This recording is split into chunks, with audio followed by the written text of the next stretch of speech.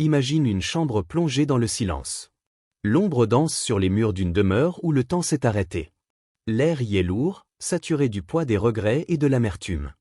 Un homme, seul, penché sur une table, écrit à la lueur tremblante d'une chandelle. Son nom est Niccolò Machiavelli. Le monde le croit vaincu. Lui sait qu'il est simplement en gestation. Il a perdu la gloire, l'influence, la richesse, la reconnaissance, mais ce qu'il a retrouvé dans la défaite vaut 1000 royaumes, la solitude qui éclaire. C'est dans ce vide que naît la clarté. Car l'homme qui a tout perdu ne craint plus rien, et celui qui n'a plus rien à défendre commence enfin à penser librement. Chaque mot qu'il trace sur le papier est un coup d'épée invisible. Il écrit pour se venger du silence du monde, mais surtout pour comprendre la mécanique de ce monde. Pourquoi les puissants dominent-ils? Pourquoi les hommes se prosternent-ils devant des illusions? Et surtout, pourquoi les âmes lumineuses se condamnent elles-mêmes à l'obéissance? Dans la nuit florentine, Machiavel découvre le paradoxe du pouvoir. Les hommes cherchent à plaire, mais ceux qui deviennent nécessaires finissent par être aimés malgré eux. La valeur n'est pas une qualité, c'est une construction. Elle se fabrique dans le feu de l'humiliation et le froid du rejet. C'est dans la perte que se forge l'utilité. Quand le monde te retire sa valeur, fabriquant une que personne ne peut enlever. Cette phrase, bien qu'il ne l'ait jamais écrite, aurait pu être gravée au fronton de son esprit. Car Machiavel, plus qu'un penseur, devient un artisan de lui-même. Il polit sa raison comme on affûte une lame. Il apprend que la vraie puissance ne se voit pas, elle s'insinue dans les esprits, elle se déplace dans le doute, elle agit à travers les autres. C'est la puissance silencieuse, la seule qui dure. Le spectateur qui l'observe aujourd'hui à travers les siècles doit se poser cette question. Et moi? Quand j'ai été dépouillé, ai-je su créer ma propre valeur? Ou ai-je attendu qu'on me la redonne? Chaque fois que la vie t'arrache ce que tu crois être, elle t'offre une chance de reconstruire ce que tu dois devenir. Mais rares sont ceux qui comprennent le message dans la chute. Beaucoup pleurent sur leur ruine sans voir que la poussière cache une fondation. Machiavel, lui, a compris. Il ne s'est pas relevé en suppliant le monde de lui rendre sa place. Il a bâti un trône dans l'esprit de ses lecteurs, un empire invisible que même le temps n'a pas pu dissoudre. Il a inversé le rapport de force. Le penseur n'a plus besoin du roi, c'est le roi qui, désormais, a besoin du penseur. Et c'est là que réside le secret qu'il ne dit jamais. Ce que l'on nomme manipulation, chez Machiavel, n'est que la compréhension des lois que la majorité ignore. Il ne cherche pas à dominer les autres. Il cherche à ne plus être dominé par l'illusion de la dépendance.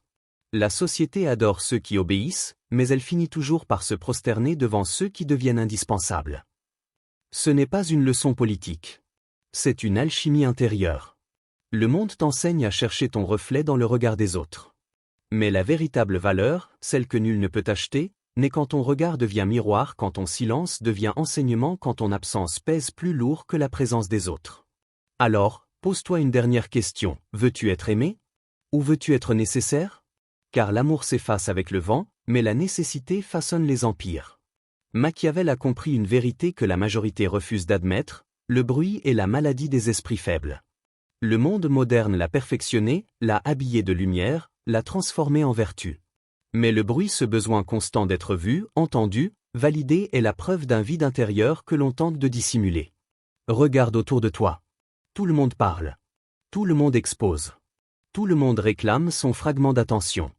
Et dans cette cacophonie numérique, la voix la plus rare n'est plus celle qui parle bien, mais celle qui se tait avec puissance. Machiavel, lui, observait. Il savait que l'attention est une forme d'énergie, celui qui la distribue sans discernement s'affaiblit. Celui qui la concentre devient dangereux. C'est là tout le paradoxe de la valeur, le silence, quand il est choisi, devient une arme.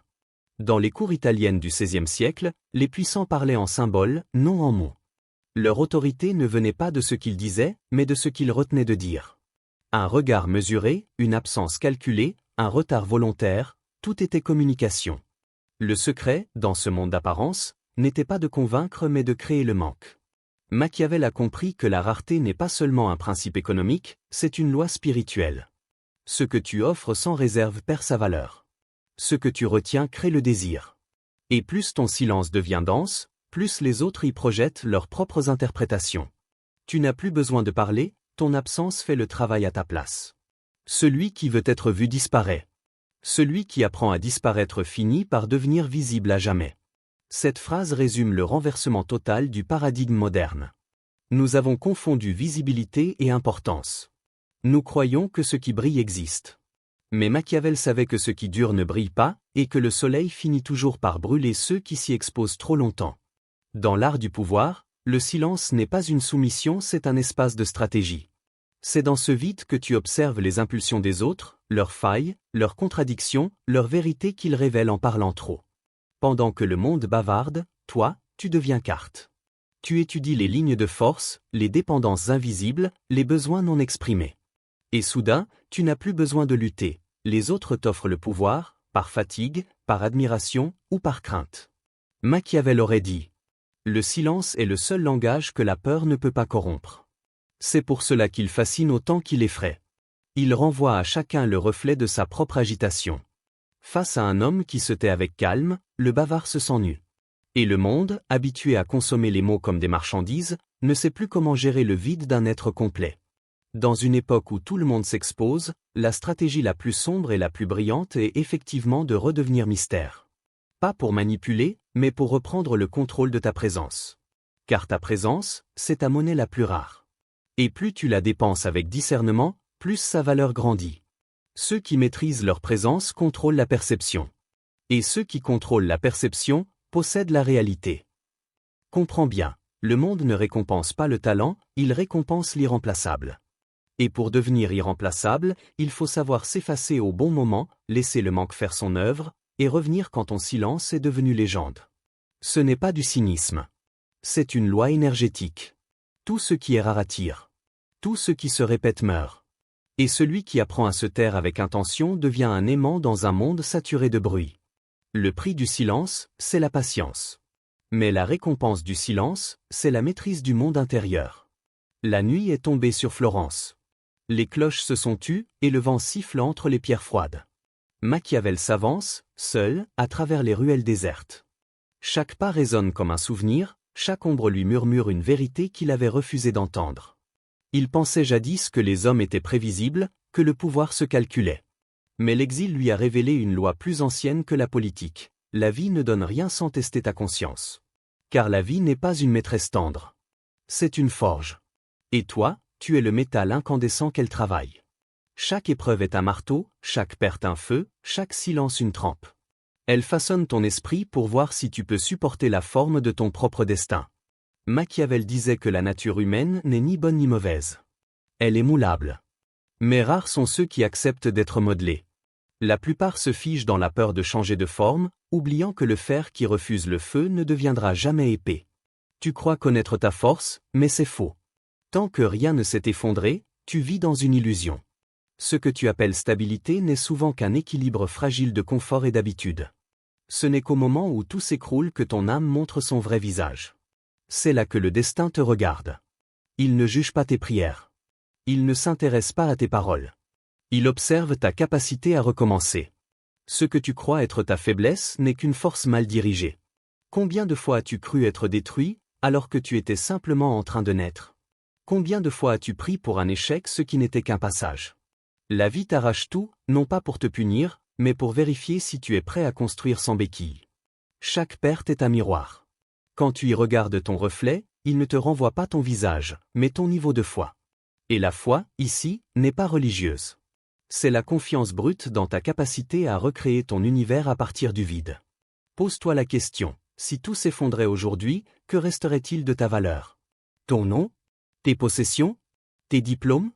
Ou ton esprit créateur, celui qui peut transformer une ruine en royaume ?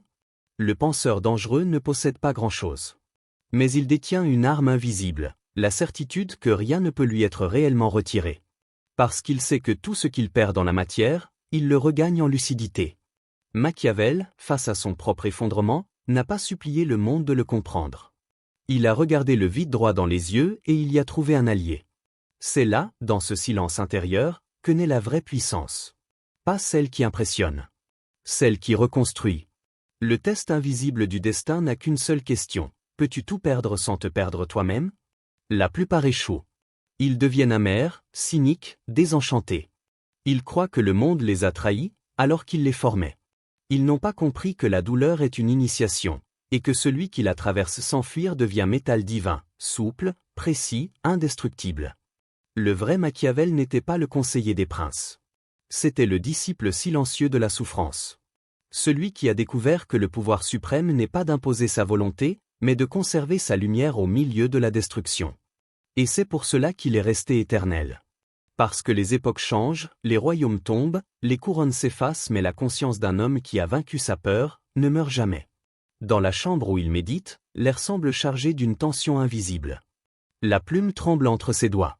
Machiavel écrit, non plus pour comprendre le monde, mais pour se reconstruire à partir de sa propre cendre. L'homme qui a vu ses illusions s'effondrer ne cherche plus la pitié. Il cherche l'alignement. Il sait désormais que tout pouvoir véritable commence par la maîtrise de soi, et que l'univers obéit à celui qui s'obéit à lui-même. Ce soir-là, il note 3 phrases, comme 3 lois gravées dans le feu de sa nouvelle naissance. Là où l'humiliation devient discipline. Là où le rejet devient raffinement. Là où la solitude devient laboratoire. Ce ne sont pas des mots. Ce sont des rituels. Des portes à franchir. Des transformations à vivre dans la chair avant de les comprendre avec l'esprit. Car le vrai pouvoir ne se reçoit pas. Il se distille lentement, douloureusement, à travers la répétition invisible des jours. Chaque geste, chaque refus, chaque silence devient offrande à la maîtrise. Et à force de répéter, de dompter, de recommencer, quelque chose s'éveille en toi, une force ancienne, calme, souveraine. La discipline n'est pas contrainte. C'est une forme de prière.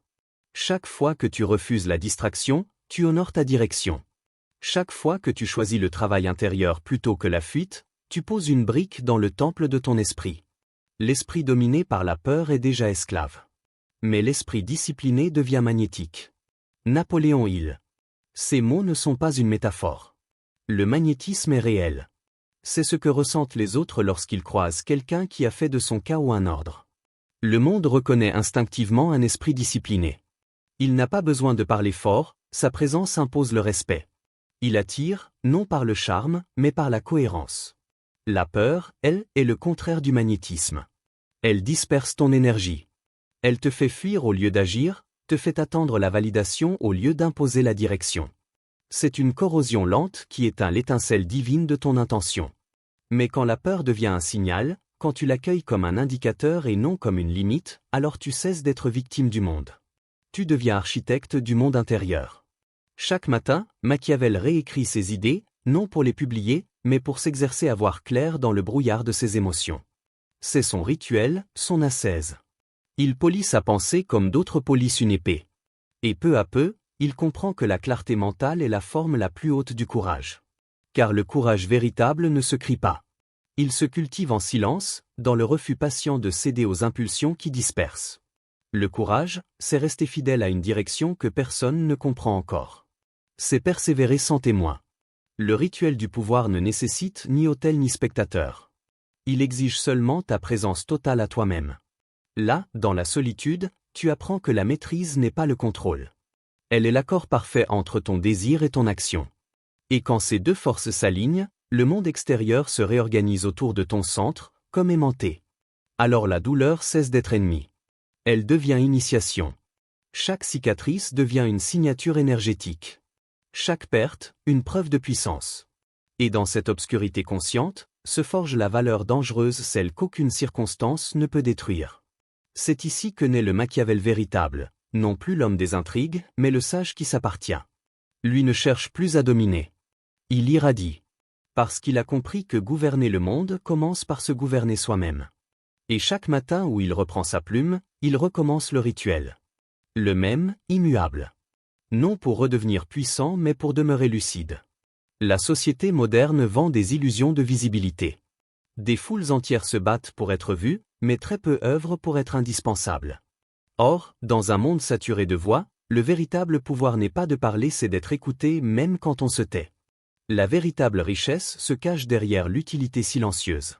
Ceux qui bâtissent dans l'ombre façonnent les directions de ceux qui brillent à la lumière. Les stratèges ne cherchent pas la scène, ils dessinent les plans du théâtre. Tu veux devenir rare ? Apprends à offrir ce que personne ne peut reproduire, ta vision organisée, ton calme sous pression, ta pensée qui crée de la clarté là où les autres ne voient que le chaos.